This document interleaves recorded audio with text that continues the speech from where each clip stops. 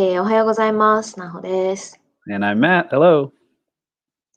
はい、このカモンレディオでは私たちが運営している英語のプログラムカモンオンラインについて、英語で語っていくポッドキャストです。今回はですね、ちょっとタイトルに GC アルミナイって書いてるんですけど、ゲストにですね、テイラーをお呼びしています。Yeah, I'm so excited to have Taylor on today. I mean, mainly because we're so excited to talk with her since it's been a while. We've known Taylor for multiple years. Like Naho said, she's an English Camp alumni. So we've worked with her multiple years in Japan doing this program. And she was a fantastic teacher, if I will say so myself. A great person in general, but also a great leader coming back and helping run the program. And so we're super excited that she is the first one we're having on. Yeah, she was helping us admin team last year, so we worked together, and I'm so excited to see her. Let's bring her in. Hi. There she is. Hey, Taylor. Hi, so Taylor. Good to see you. Hi. Is this the part where everyone claps? Yeah, everyone is clapping. Everyone's clapping. It's great to see you. How are you? I'm doing well. Just hanging in there. It's just snowed here a lot, so definitely enjoying the winter. That's nice, although I'm not too jealous of the cold. I don't know. I don't really know what snow is here down in Los Angeles. I know it sounds crazy, but it's frozen water. Oh, okay. That's what it is. Okay, Taylor.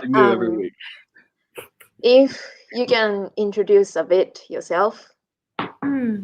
Okay.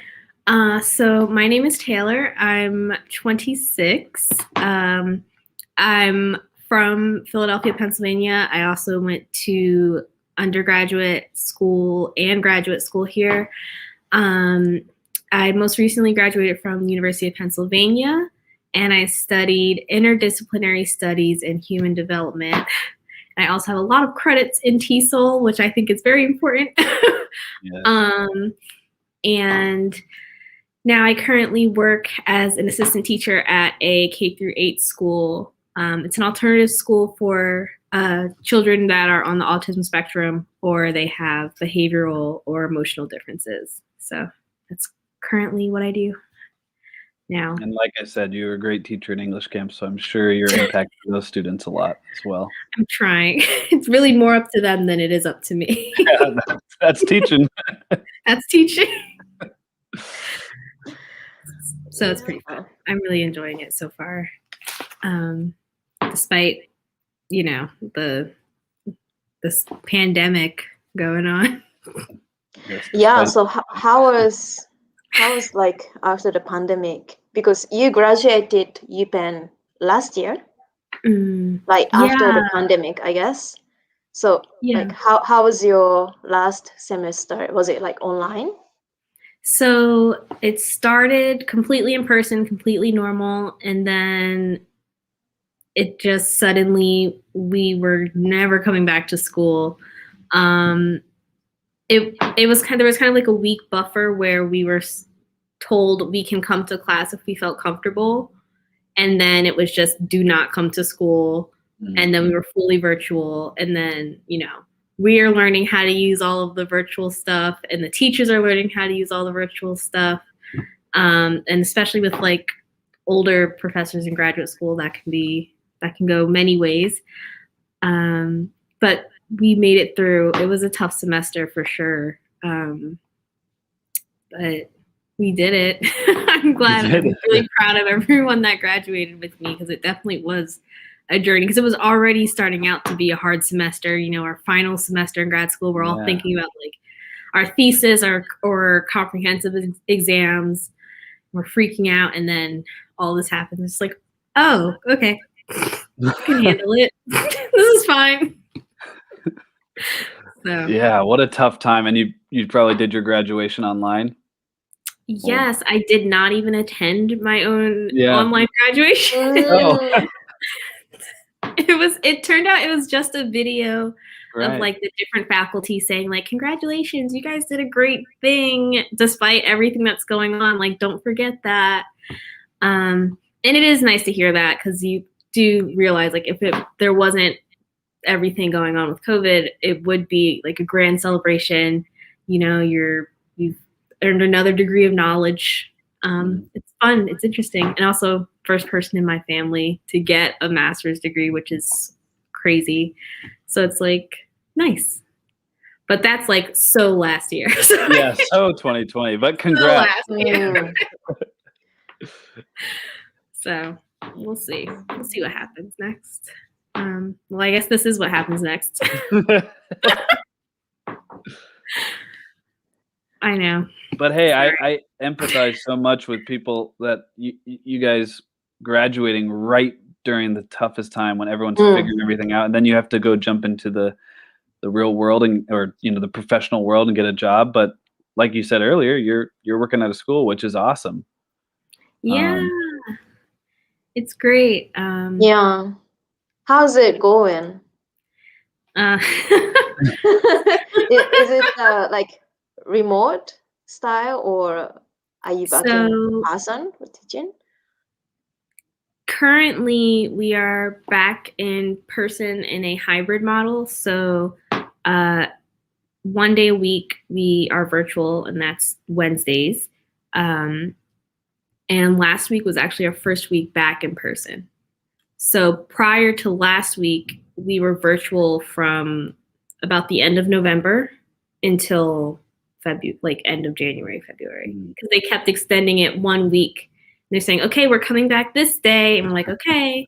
And then that Friday before the Monday, it's like, okay, no, we're going to just wait 1 more week. And I'm like, okay, if you say so. So that's been fun. And there's also like, we have, classroom capacities. So it's difficult, especially at my school. We have so many teachers' assistants in the room because the children they need the assistance. So we're all just in there all day, windows open in the winter, air conditioner blowing, fan, just like masks on. It's like, I can't imagine going to school in that environment, but it's at the same time, could I imagine going to first grade on the computer? No. So I don't know which side I'd rather have. It's really difficult. So tough. Yeah, I don't really know much detail, but for those kids, I imagine maybe it's sometimes difficult to concentrate on an online class. Yeah. How did it go? Especially with their age too. Their parents are literally right there the entire time. So it's not just the kids are in school, their parents are in school too. They have to unmute the computer, make sure they're joining we use Google Classrooms. So make sure they're actually joining the classroom meet links and participating, because you ask a question and then the kid will just sit there. Just sit there. Yeah. Just like this. And then you have like mom or dad, grandma next to them, like, you heard your teacher, go ahead, answer them. And they're just like, I don't want to. But that's also just how they are. So it's fun sometimes to watch.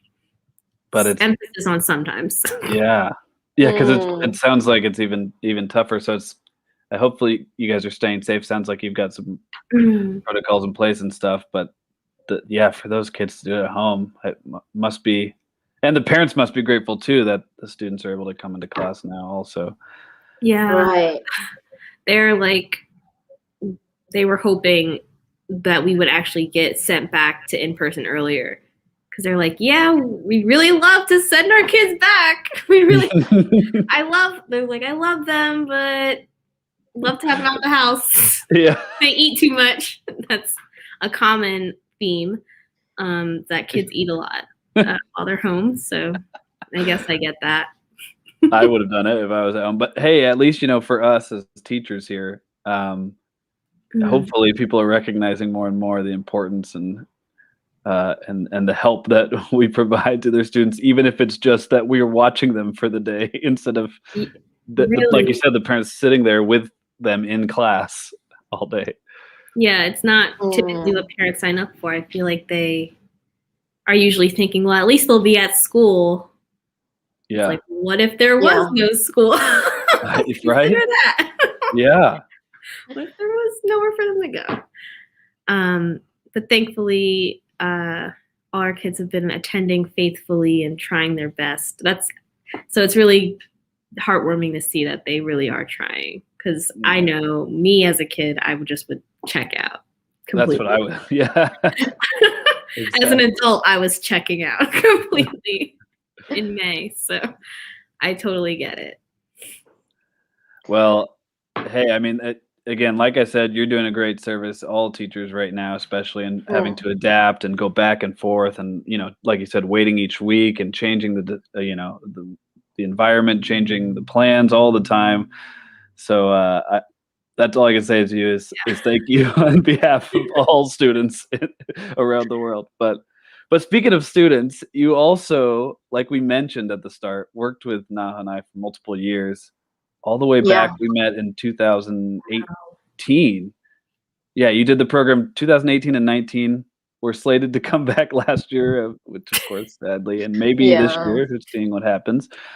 And like Naho said, we worked with you a lot over last year. You're a big part of creating our program. A lot, yeah. You and Naho especially. 2019. Yeah. You helped a lot our admin team preparing housing and all the things. So literally couldn't have done it literally could not have done it without you. We all couldn't have done it without each other. Yes. It was a team effort all the way. It had to be. So I'm glad it was a pleasant experience. Yeah. And anyways, now, as you know, Naho and I and our team, we're trying to bring that experience online. And as you very much know from your experiences, how tough that is. And we're doing our best to make it super engaging and fun, and just like the good old days of teaching in Japan. And so, speaking on that, what do we could talk for hours about our memories of teaching together in Japan and working together. What do you think? What was most impactful to you about teaching ESL and mentoring students in Japan? So I think definitely it's two factors kind of combined into one.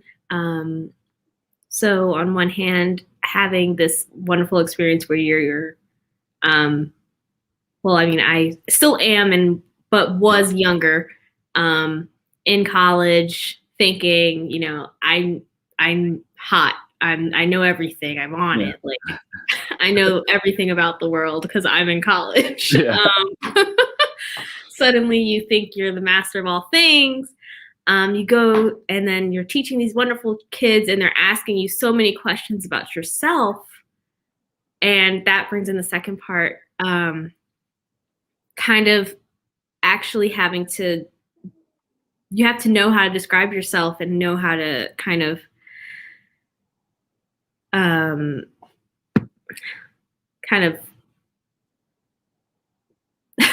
I want to say describe yourself, but kind of how do you want to appear in your 20s? It's a very ripe time for a lot of development, mentally, emotionally, physically, there's a lot of things going on.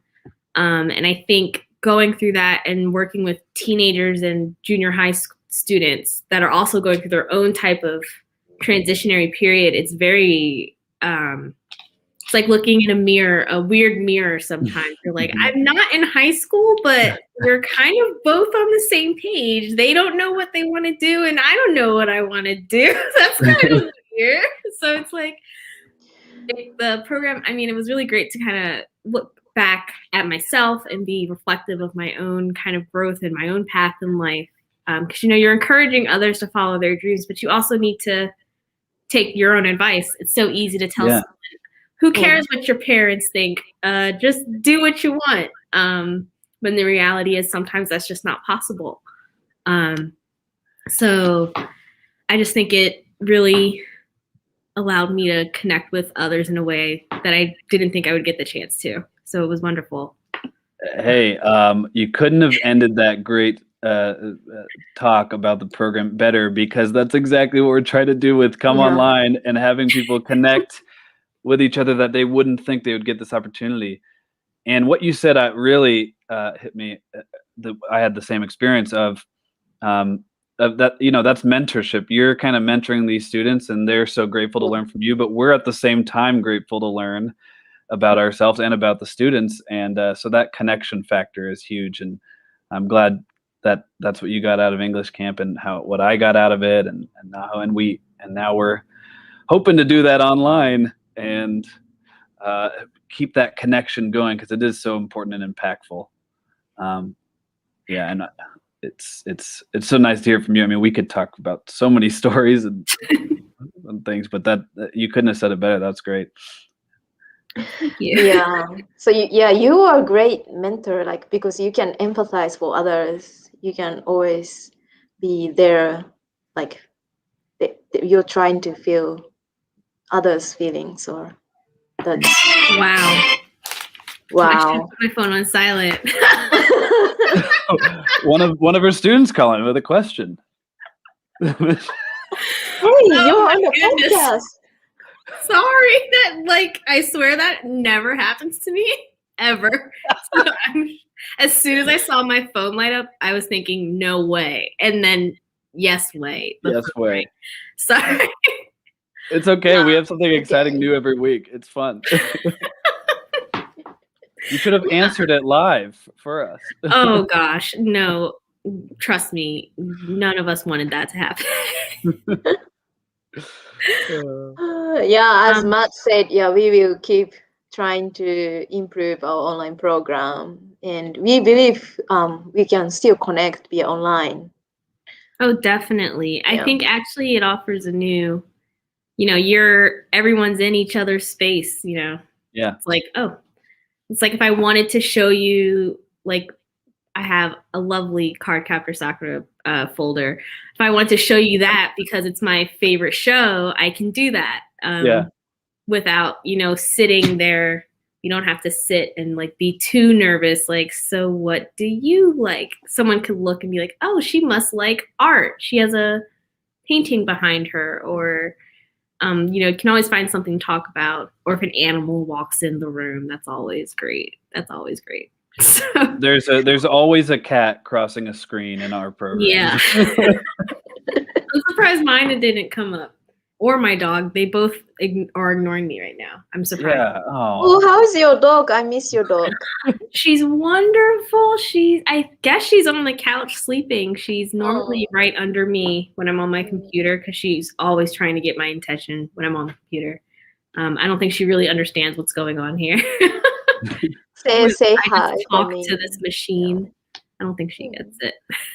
Well, Taylor, you didn't bring your dog for show and tell. You didn't silence your phone, but you did make a really good point about how being at home and doing this like we are now and seeing each other and reminiscing, but with students and mentorship, you can show things and feel more connected in a way. You're right. That's a really good point. We're going to use that one for the slogan for our program. Do it. It's so true. I'm here for any help you may need. I can offer any help, any suggestions. Yeah. Okay, so we easily went over 15 minutes. I knew it, but I was just sorry. Wondering. Last time you told me you're going to Thailand. How is it going? Well, if COVID would go, I would get going, and that would be going great. I'm trying to work with a friend that I went to graduate school with. She has a teaching franchise, and she wants me to help do ESL teacher training and some teaching and curriculum refining and development for her thing. So that would be in Bangkok, which would be really awesome.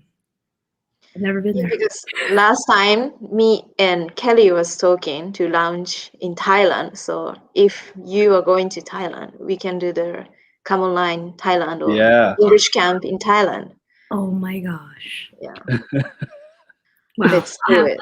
I'll have like a pineapple drink in one hand, and like have the sun behind me, the sunset, and be like, "Oh, hey guys, what's up? I'm in Thailand. Can't talk right now."